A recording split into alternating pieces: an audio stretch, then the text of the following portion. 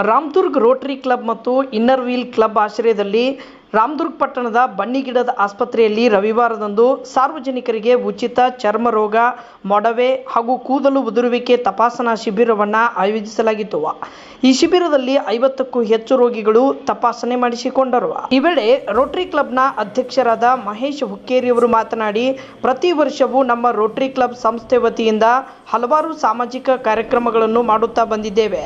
ಇವತ್ತಿನ ಉಚಿತ ಆರೋಗ್ಯ ತಪಾಸಣಾ ಶಿಬಿರವು ನಮ್ಮ ಸಂಸ್ಥೆ ವತಿಯಿಂದ ಈ ವರ್ಷ ಆರೋಗ್ಯ ಕ್ಷೇತ್ರದಲ್ಲಿ ಹಮ್ಮಿಕೊಂಡ 2ನೇ ಕಾರ್ಯಕ್ರಮವಾಗಿದೆ.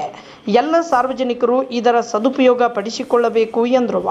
ರೋಟರಿ ಕ್ಲಬ್ನ ಕಾರ್ಯದರ್ಶಿಯಾಗಿರುವ ವಿಜಯ್ ಮಹಾಂತೇಶ್ ಜಿನಗಾ ಅವರು ಮಾತನಾಡಿ, ನಮ್ಮ ರೋಟರಿ ಸಂಸ್ಥೆಯು ರಾಮದುರ್ಗ ಪಟ್ಟಣದಲ್ಲಿ ಕಳೆದ 46 ವರ್ಷಗಳಿಂದ ಕೆಲಸ ಮಾಡುತ್ತಾ ಬಂದಿದೆ. ಇವತ್ತಿನ ಕಾರ್ಯಕ್ರಮವು ನಮ್ಮ ಸಂಸ್ಥೆಗೆ ಮಹೇಶ್ ಹುಕ್ಕೇರಿಯವರು ಅಧ್ಯಕ್ಷರಾಗಿ ಅಧಿಕಾರ ಸ್ವೀಕರಿಸಿದ ನಂತರ ನಡೆದ 3ನೇ ಯಶಸ್ವಿ ವೈದ್ಯಕೀಯ ಕಾರ್ಯಕ್ರಮವಾಗಿದೆ. ಮುಂಬರುವ ದಿನಗಳಲ್ಲಿ ನಾವು ಸುಮಾರು 750 ಜನರಿಗೆ ಉಚಿತವಾಗಿ ಕಣ್ಣಿನ ಶಸ್ತ್ರಚಿಕಿತ್ಸೆ ಶಿಬಿರವನ್ನು ಆಯೋಜನೆ ಮಾಡಲಿದ್ದೇವೆ. ಅದೇ ರೀತಿ ರಾಮದುರ್ಗ ಪಟ್ಟಣದಲ್ಲಿ ಬ್ಲಡ್ ಬ್ಯಾಂಕ್ ಸ್ಥಾಪಿಸುವ ಯೋಜನೆಯನ್ನು ಹಾಕಿಕೊಂಡಿದ್ದೇವೆ ಎಂದರು. ಈ ಸಂದರ್ಭದಲ್ಲಿ ರೋಟರಿ ಕ್ಲಬ್ನ ಅಧ್ಯಕ್ಷ ಮಹೇಶ್ ಹುಕ್ಕೇರಿ, ಕಾರ್ಯದರ್ಶಿ ವಿಜಯ್ ಮಹಾಂತೇಶ್ ಜಿನಗಾ, ವೈದ್ಯರಾದ ಡಾಕ್ಟರ್ ಶ್ರುತಿ ಕುದುರಿ ಸೇರಿದ ಮತ್ತಿತರರು ಉಪಸ್ಥಿತರಿದ್ದರು.